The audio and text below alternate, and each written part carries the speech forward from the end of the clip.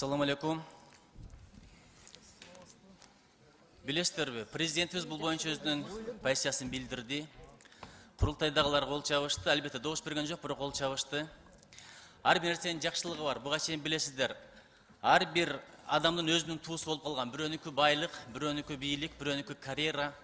Әрбір ұрынның өзінің туысы бар, қолоттың, qoқтының өзінің туысы бар. Бірақ бұл оқияның бір жақсы жағы, мен сіздерге айтып қояйын, елдің туға болған мамилесін өзгертті. Ту бір біріктіріп тұрған фактор екенін дағы бір жолы елдің есіне жаңғылап қойды. Бұл өзі жақсы нәрсе. Бірақ мен бірдеген айтып қойын деп атам. Япондарда бір сөз бар. Ханава сакура хитова буш деген сөз бар япондарда. Бұл деген сөз гүл сакурадай болуш керек, адам самурайдай болуш керек деген.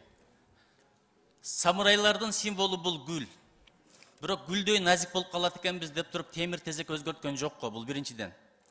Екіншіден, дүниедегі ең күшті мемлекеттің флагын қарасаңыздар, туысын қарасаңыздар, матрасқа ұқсас. Бірақ матраста ұйықтап жатып қалдық, ойған олу деп аларды өзгерткен жоқ қой.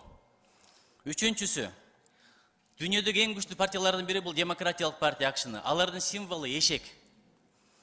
Рузвельт ошол партиядан шыққан, Кеннеди, Клинтон, Обама ошол партиядан шыққан. Ошон үчүн мындай ырым-жырым кылбастан эле ушул бойдон калтырсак жакшы болот эле. Эң башкысы бул, эң башкы фактор бул ынтымак.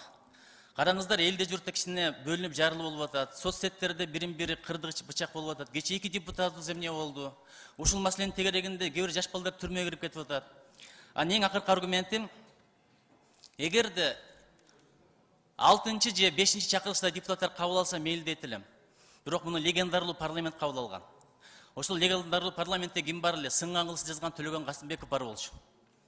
Болот Шамшиев бар болчу, жанагы караш-карашты тарткан, бөрү зынданды тарткан. Төлөмүш Океев бар болчу. Ак Элбирстин тукумун тарткан. Масалиев бар болчу, Шеримкулов бар болчу, Бекмамат Осмонов бар болчу. Албетте президенттин пикирин сыйлайбыз. Курултайдагылар деле эл журт шайлап келди, аларды да сыйлайбыз. Бирок ошол залкарларыбыздын кадырына, урматына, арбагына сый-урмат көрсөтүп туруп, ушул туун ушул бойдон эле калтырсак деп мен суранып кетет элем. Бул жөн гана менин пикирим. Суроо берген жокмун, комментарий бербей эле коюңуздар. Чоң рахмат. Бизди бириктирип турган бир гана туу бар. Акелердин сөзүн да кайталап коеюн. Ынтымакты туудан ал дейт, тазалыкты суудан ал дейт. Чоң рахмат.